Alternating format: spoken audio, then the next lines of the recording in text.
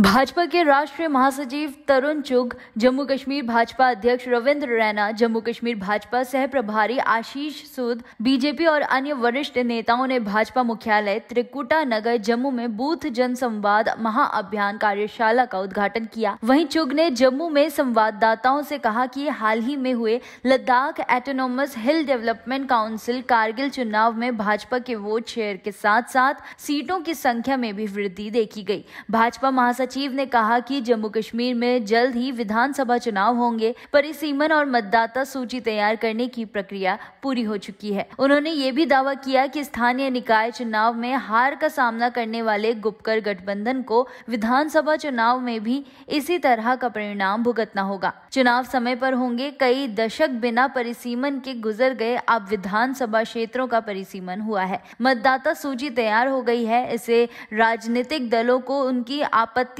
दर्ज कराने के लिए भेज दिया गया है। तदनुसार चुनाव जल्द ही होंगे। चुग ने कहा कि जम्मू कश्मीर में शांति और विकास का एक नया युग शुरू हुआ है और क्षेत्र के युवाओं को सशक्त बनाया जा रहा है। उन्होंने कहा, सबसे महत्वपूर्ण उपलब्धियों में से एक आतंकवाद पर हमारी सफल कार्रवाई है। हमारे नागरिकों को नुकसान पहुंचाने वालों को कभी माफ नहीं किया जाएगा। जम्मू कश्मीर भाजपा प्रमुख रविंद्र रैना के नेतृत्व में हम सभी बूथों पर जन संवाद कार्यक्रम आयोजित कर रहे हैं। जम्मू कश्मीर ने प्रदेश अध्यक्ष रविंद्र रैना जी की लीडरशिप में हर बूथ पर जन संवाद करने की योजना बनाई है, क्योंकि प्रधानमंत्री नरेंद्र मोदी जी के नेतृत्व में जम्मू कश्मीर बहुत तेजी से आगे बढ़ा। जो जम्मू कश्मीर एक टेररिज्म कैपिटल के नाते बदनाम किया गया था, आज वो जम्मू कश्मीर टूरिज्म कैपिटल बन के सामने आया। जिस जम्मू कश्मीर को विकास से दूर रखा था, आज जम्मू कश्मीर में विकास की गाथा गाई जा रही है। औद्योगिक क्रांति हो या टूरिज्म की क्रांति हो, जम्मू कश्मीर के अंदर नई सुबह आई है। यहाँ के युवकों को अधिकार मिले हैं, यहाँ की बेटियों को अधिकार मिले हैं, यहाँ की एससी वाल्मीकि पॉपुलेशन को अधिकार मिले हैं, एसटी पॉपुलेशन को अधिकार मिले हैं। लगभग 200 ऐसे कानून जो केंद्र की लोकसभा के अंदर पास हुए थे और जनहित के वो कानून यहाँ लागू नहीं होते थे, वो लागू हुए हैं। और सबसे बड़ी बात, आतंकवाद पर हमने नकेल कसी है। जो हमारे नागरिकों को मारेगा वो बख्शा नहीं जाएगा। इस नीति के आधार पर काम किया है और जिस पर आज जम्मू कश्मीर एक शांति वाला प्रदेश बना। पार्टी का वोट बैंक पिछले से 5 गुना बढ़ा। हमने वहाँ केवल 16 सीटों पर चुनाव लड़ा। जनता ने खुलकर आशीर्वाद दिया है और भारतीय जनता पार्टी पिछली बार 1 सीट पर जीती थी, इस बार 2 सीट पर जीती।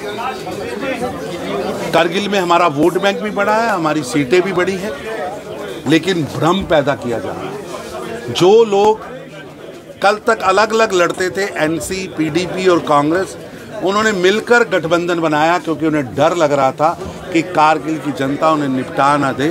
लेकिन कारगिल की जनता ने भारतीय जनता पार्टी को खुलकर आशीर्वाद दिया। मैं धन्यवाद करता हूं कारगिल की जनता का, और निश्चित रूप से एक बड़ी छलांग भारतीय जनता पार्टी ने वहां लगाई। इलेक्शन अपने समय पर हो रहे हैं।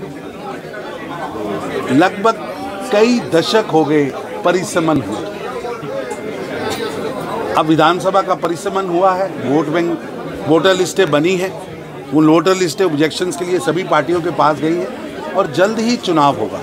और यूएलबी का जो चुनाव है, लगभग 700 के करीब शिकायतें सरकार के पास लोकल बॉडीज़ की ओर से लिखित आई हैं कि हमारी वार्डबंदी गलत हुई है, हमारी ग्राम पंचायत की वार्डबंदी गलत हुई है, हमें वोट का अधिकार नहीं दिया गया, कम वोटों पे कॉरपोरेटर और जानबूझ के चुन चुन कर एक टापू बनाकर वार्डबंदी की गई थी और द्वेष से की गई थी। आज उस वार्डबंदी को ठीक करने के लिए ठीक करना चाहिए। मेरी ऐसे सरकार से निवेदन है और समय पर चुनाव होगा। और चुनाव में जिस तरह पहले डीडीसी, बीडीसी और पंचायत इलेक्शन में गुपकार गठबंधन हारा था, उसी तरह हारे। भ्रष्टाचारियों को सहन नहीं करेंगे, इस कमिटमेंट के साथ भारतीय जनता पार्टी सरकार में आई थी और किसी भी भ्रष्टाचारी को सहन नहीं किया जाएगा। ईडी इंडिपेंडेंट एजेंसी है, और वो अपनी सूचनाओं के आधार पर कार्रवाई कर रही है। और पूरे देश के अंदर इस बात की खुशी है कि भारतीय जनता पार्टी की सरकार ना भ्रष्टाचारी के आगे झुकी है ना झुकी है।